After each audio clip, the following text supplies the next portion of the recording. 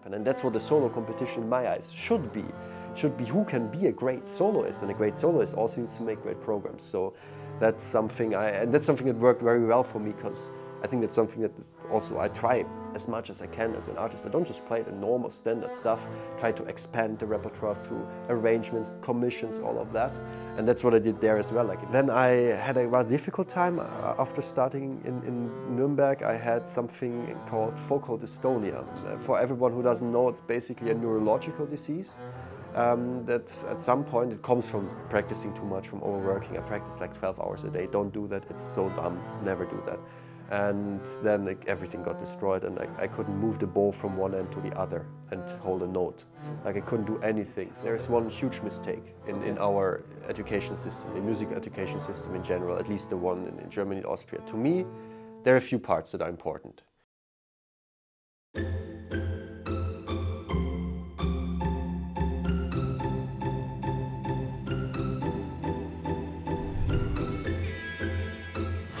Hola a todos, soy Javier Martín y con este vídeo doy comienzo a una nueva serie en el que te voy a traer entrevistas que haga a intérpretes y profesores tanto del panorama internacional como nacional.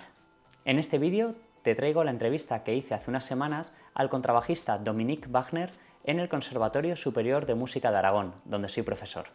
Si te gusta este formato, déjamelo en los comentarios, así como sugerencias de contrabajistas u otros intérpretes que te gustaría que entrevistara en el canal. También puedes dejarme en los comentarios sugerencias de preguntas que te gustaría que hiciera a los invitados al canal. Sin más dilación, te dejo con la entrevista. Espero que te guste. Today I'm here with Dominik Wagner, one of the most relevant international double bass soloists and professor at the University of Music Würzburg. I don't know if I pronounce it well or not. Doesn't matter. Thank you very much for being here today. First, I'd like to ask you about yourself. Could you please introduce yourself and tell us a little bit about where did you study and how did you end up being one of the most important and well-known double bass players worldwide?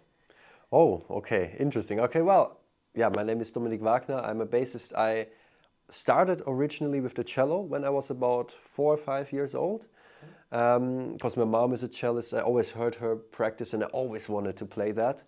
And then through coincidences, I heard good bassists play quite a few times when I was a kid, and I was like, wow, this big, fat piece of wood can sound so beautiful and warm and gentle. It fascinated me. So when I was 10, I switched to bass, but not thinking about doing it professionally. I was practicing like 30 minutes a day or something, but most of the time every day.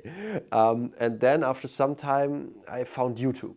And I saw like the great bassists of today, like Edixon Ruiz, Rinat Ibragimov, Katalin Rotaro, and so on.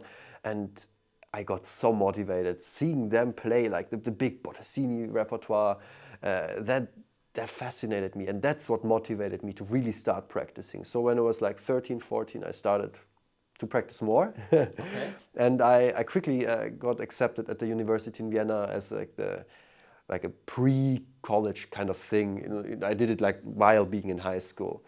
So I started studying there, and then I started also going to master classes. And then I remember when I was like 16 or 15 or something, I had my first master class with Dorin Mark, and I was so impressed with his musicality. That to me was putting the musical identity of the bass again on another level. So even while I was still in high school in Vienna, I already started studying with him, always going back and forth between Vienna and Nuremberg. And then when I finished school, I finished high school actually, did the Matura, like we say in Austria. Then I started studying in Nuremberg. The years before, I have to mention, I started basically doing the big competitions already when I was like 16 years old. I started competing, and somehow, now I know it was also a lot of luck. I managed to win a prize every time. And then when I was like 20, I pretty much had done all the competitions. And my last one was the Bradetich competition, which probably for solo playing, in my eyes at least, was like the biggest one, or the at least the most interesting and creative one, because you could choose in the second round, for example, you could choose completely freely your repertoire. Just had to make something great happen, and that's what a solo competition in my eyes should be. Should be who can be a great soloist, and a great soloist also needs to make great programs. So that's something that worked very well for me, because I think that's something that also I try as much as I can as an artist. I don't just play the normal standard stuff, try to expand the repertoire through arrangements, commissions, all of that. And that's what I did there as well. Like in the second round, I only played pieces that I arranged or that were composed for me or that I composed. Only that. And they loved it, apparently. I didn't expect anything. I thought the Americans, you know, in Texas, oh my God, they come with guns to concerts or something. But they were so open-minded and so appreciative. In the last round, I played the Andres Martin concerto. Oh, yeah. I was the only one who played that, and that's why I got to win that competition, because that piece is just so incredible. If you play that well, nobody can compete with a Bottesini concerto, even if they play so incredible. So I think I used already back then the repertoire to my advantage, which is, I think you asked what got me to this point of becoming like a big well-known soloist. I think a lot of it is I'm not the best bassist in the world at all. There's so many bassists who can play better. But I know what my strengths are, I know what my weaknesses are, and I know how to use that and know how to program interesting things with that. And that's what helped me a lot, and that's what people also apparently find interesting to listen to. I mean, fortunately for me. Yeah, then I had a rather difficult time after starting in Nuremberg. I had something called focal dystonia. For everyone who doesn't know, it's basically a neurological disease. That at some point, it comes from practicing too much, from overworking. I practiced like 12 hours a day. Don't do that. It's so dumb. Never do that. Like really pure practice time, 12 hours. I was only practicing eating and sleeping, basically. And then everything got destroyed, and I couldn't move the bow from one end to the other and hold a note. Like I couldn't do anything. So basically, yeah, so the definition of focal dystonia is that the brain stops being able to send informations to the body for certain movements. So then I had to do a lot of retraining. It took me years to even somewhat recover. But that helped me and helps me now so much for teaching. Because I rarely see somebody who comes to me with a problem I didn't have. Yeah. And also it gives me a kind of a more open mindset to problems that are not standard problems. Because often you have the school, you have technique, and that's it. But there are so many problems that go far beyond technique. Yeah.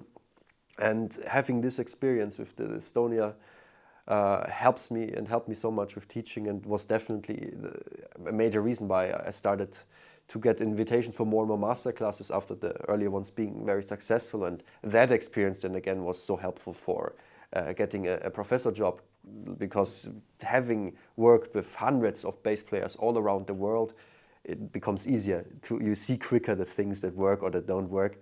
And then yeah, fortunately I got to get the professor job in Würzburg now, which is, I just started a few months ago, but it's so much fun. And I still play quite a lot. I play around 80-90 concerts a year. I try to reduce that now because it's a bit too much with the teaching. But yeah, that's basically the story. Very, very interesting. And did your teachers show you a specific way to solve musical problems when you had them while you were studying the bass, or did you develop your own methodology? Well, I need to make sure I don't say anything I shouldn't say publicly. Yeah, sorry for this question. No, so basically, I mean, I think what was a major part of how I was able to get so good so fast when I was young. I mean, I had motorical talent from my mom, because she was is a great cellist, and playing the cello was a big help for the bass. But musically speaking, what shaped me a lot was my time. I was for 4 years in the Vienna Boys Choir, and singing on a top level with top musicians. You must be very dumb to not take anything away from that. And I think that just kind of developed a natural, so to say, taste for music, like how to pronounce music. It's like how to pronounce a language, and I just learned how to pronounce music through singing, and that I'm sure helped me so much with the bass. Then came studying in Vienna, which was interesting, but musically I soon found out for solo playing that there were limits, and that's why I had to change to Nuremberg, which to me it was like a completely different world again in other aspects. Like I learned a lot in Vienna, and I'm very thankful for the time and for my teachers there. But then I'm also very thankful for what I learned in Nuremberg. But then I think what influenced me even more than was the retraining with the whole. I found many specialists that I worked with And that taught me so much more than any bass teacher ever did. Also musically speaking, because motorical movements, emotions, movement, it's all the same. It's connected. It's one thing. And realizing that motion and emotion belong together. Every movement I do is some sort of an expression. Every note comes to be through a movement. Yeah. You move your arm, that makes a note. And how you move it, it's already a form of expression, of emotion. And connecting those two things again, that's kind of what I lost. That is, I think, the biggest part of my philosophy. Well, very, very interesting. And this is a very personal question, but who are your musicians of preference? Do you have a favorite double bass player? There's so many. There's so many. I would say probably my favorite out of all the bassists that we have recordings of is Rinat Ibragimov. Mm-hmm. To me, he's of course an insanely good bassist, but also an incredible musician. Like, that is so rare that people have an incredible technical level at the same time as an incredible musicianship. So often we see bassists that are technically great, but when they play solo, you just think, well, that's boring as hell. and others maybe have great musical ideas, but they don't have the technique to transport that. And he, to me, has both in such an insane way. So he, I would say, is my hero in the bass. But mostly, I have to say, what shaped me much more than bassists were cellists, and listening to great cellists and violinists play. Let's move now to another topic. I would love to know your opinion about the musical scene in Germany and Austria, as you play in both places. In your opinion, how is music life in Germany and Austria? Again, I need to be very careful to not say anything. Yeah, you have to be very careful with this, with the answer. Because there are a lot of positive and a lot of negative things. Okay. I think the main thing compared to, let's say, for example, the US. In the US, it's a lot about innovation, about who comes with the new, crazy, interesting thing. And in Germany and Austria, it's a lot about preservation, about tradition. Let's keep what we have. It has a big advantage because there is a lot of great tradition, and it would be a waste to throw all of that away.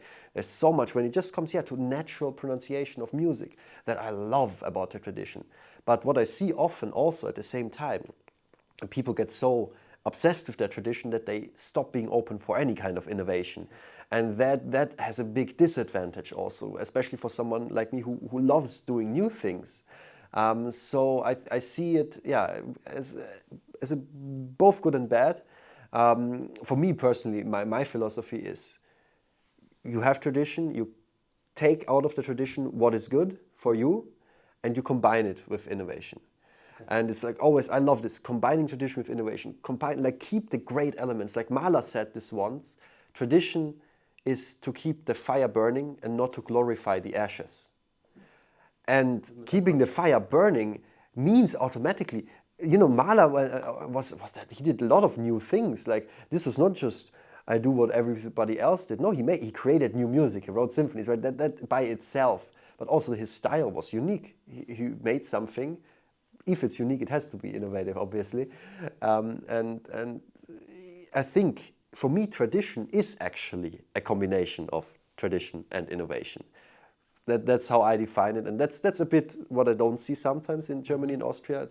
Sometimes it's glorifying the ashes, sometimes. Yeah. But also there is a lot of great tradition that has to be kept, and that part I really do understand as well.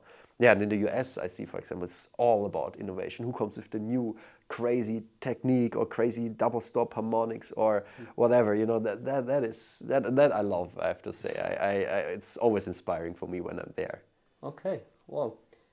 Do you think there are enough gigs for students who go to study there, who wants to study in Germany, in Austria? Is it different? Is it different from Germany to Austria?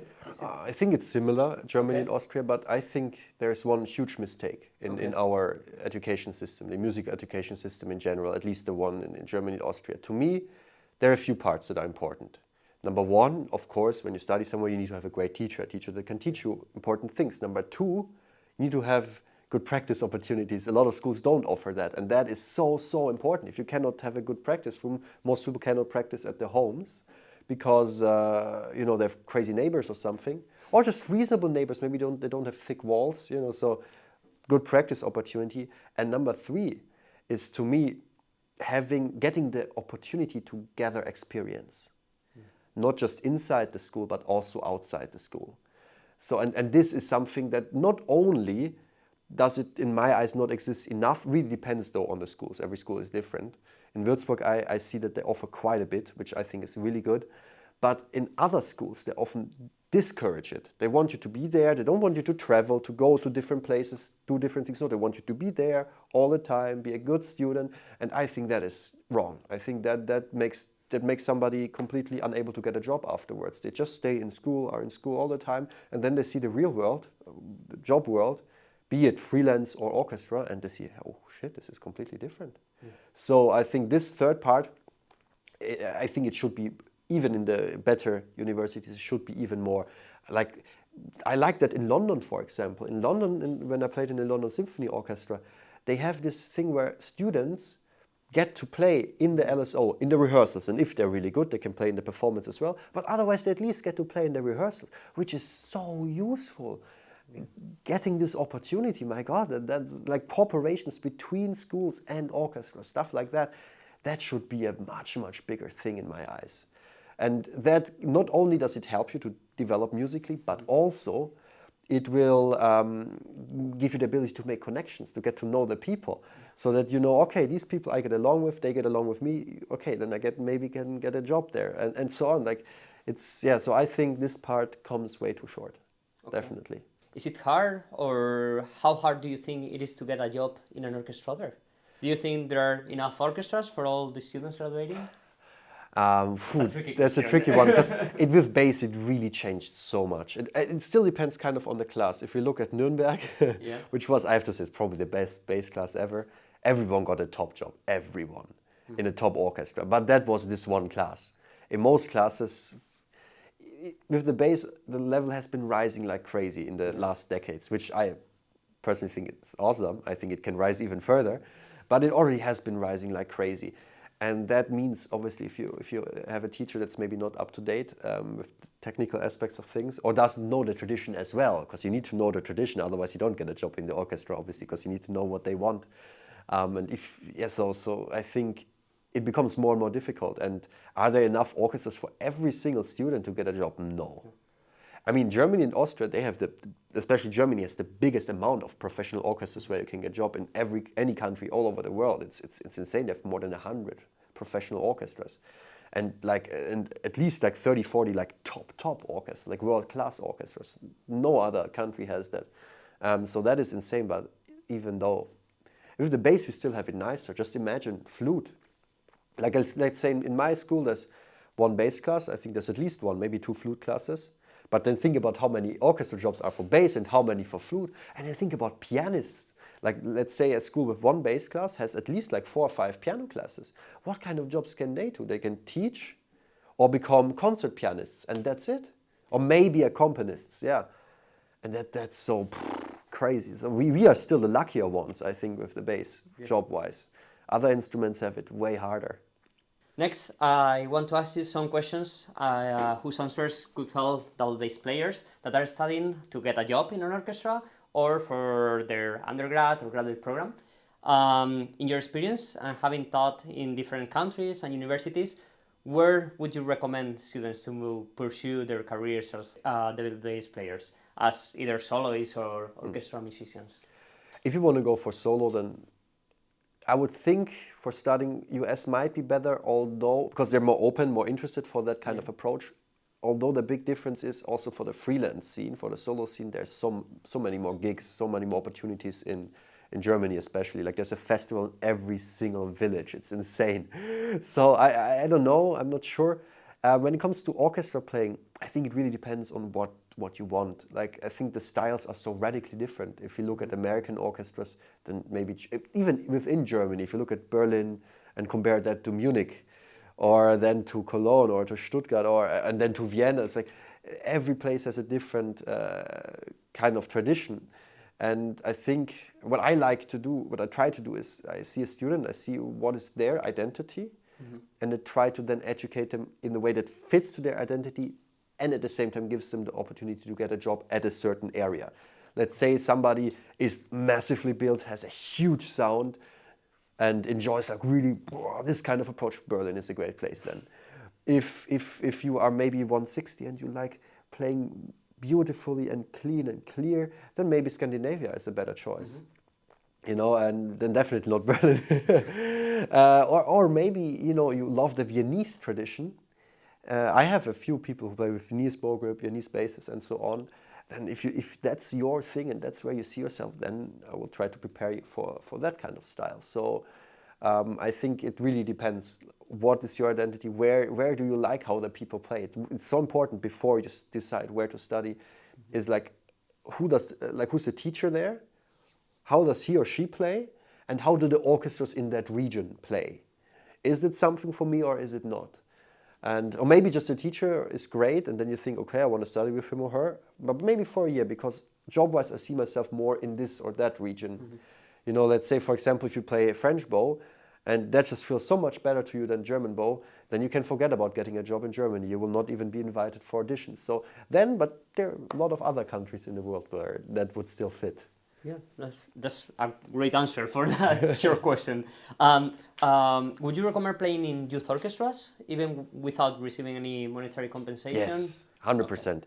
Like when it just comes to the kind of musical pronunciation. Yeah. You learn, like when you're young, you learn so much more in orchestra playing, how to play badam, badadam, something like that. As kids, you find together much quicker. You can learn so much. So I definitely recommend that, yeah. Okay, what do you think about doing gigs while studying an undergraduate or master's program? Do you think is it worth it? Well, it depends on the gigs, obviously. Are they the kind of gigs that lead towards what you want to do for a job, you know? But generally, I think it's so important to do gigs, to gather real life experience performing. If you never perform and you're going to do your audition, you're going to be nervous as hell. If you're used to performing all the time, then doing an orchestra audition is not so stressful anymore. And I think also through performing, we grow so much quicker. Yeah. Of course, you shouldn't maybe in the first year of bachelor, if you're still working on how to figure things out, you shouldn't play 100 concerts maybe a year, right? So it really depends on where you are. But in general, I think doing gigs that go in kind of the direction of what you want to do professionally is a great thing. Okay. Last question, because we don't have enough time. Do you have any advice for double bass players preparing for orchestra auditions, or who wants to study for example, in a master's program with you? What is your advice for those students? I think the most important thing in auditions, as well as like orchestra or beat for studying somewhere, I always like to use the full dynamic range that the instrument has to offer. So a lot of people, let's say this is the pianissimo, this fortissimo, they just play in this area. They don't use this and also not this. And it's so important to use all of that, because how the hell are the people supposed to know that you can actually do that? Like especially in the orchestra, if you need to sometimes play so soft. If you accompany a soloist, like second movement, Beethoven violin concerto, you need to be able in the orchestra to play like absolutely nothing. Then you play Mahler 2 and you need to be able to destroy it, right? So that's something you need to be able to show. And also think about, where do I show what? Like, how does the music work? How is the music structured? What are the harmonies behind it? Like just playing the melody, the high notes loud, the low notes soft. That's not enough, especially as a bassist. We need to understand harmony, because we don't have the melodies in the orchestra most of the time. So being able to say, okay, this harmony has tension, this is relaxation, this is where we lead towards, this is where we go away. Yeah. And then also a good vibrato. So many bassists don't have that, and that we need also for orchestra and for solo playing. If the whole bass group has a nice vibrato, a relaxed, open-sounding vibrato, it also opens the sound in the bow, makes this round, beautiful cloud, you know? Yeah. So I think showing these things, showing all of the dynamic range, structuring it well, understanding the harmony, where is it loud, where is it soft, and why, and then using all of that together to create something that really, really is worth listening to. I think that's what I want. I want in an audition, I want people to make music. Yeah. I want to see they're not just trying to play okay. I want them to express something, because in the end, music is about expression, right? Like we want to express things, we want to make the audience feel something. Like that's why they come to the concert. So often we try to play correct, And we forget that that's not what music is about. That's something a robot can do. No, we need to also, in the end, transport something. And so that's what I look to a lot also. Yeah. Okay, well, thank you very, very much for your time, for being here today, for doing the master classes here. Yes, it was a lot of fun. I have to say, thank you for inviting me. And it has been really a pleasure to talk to you. For all the people interested in knowing more about you, where can they follow you on social media? Or do you have an Instagram page, a Facebook profile? Do you have any coming performances? I know you just released a CD, so... Yeah, you can just, on Facebook and Instagram, I post stuff regularly, if I have time. Okay. On my website, I always publish at least next 2-3 months of concerts, so there you can see where I play if you're interested to coming to listen. And yeah, and I have a lot of recordings on YouTube, on Spotify, Apple Music, whatever. There you can, if you're interested, listen to a lot of my bass stuff. Okay, well, thank you very, very much. Thank you. Thanks. Espero que este vídeo te haya parecido interesante. Si es así, no olvides darle al like, comentar qué te ha parecido y suscribirte para no perderte más vídeos como este. Un abrazo y nos vemos en los siguientes vídeos.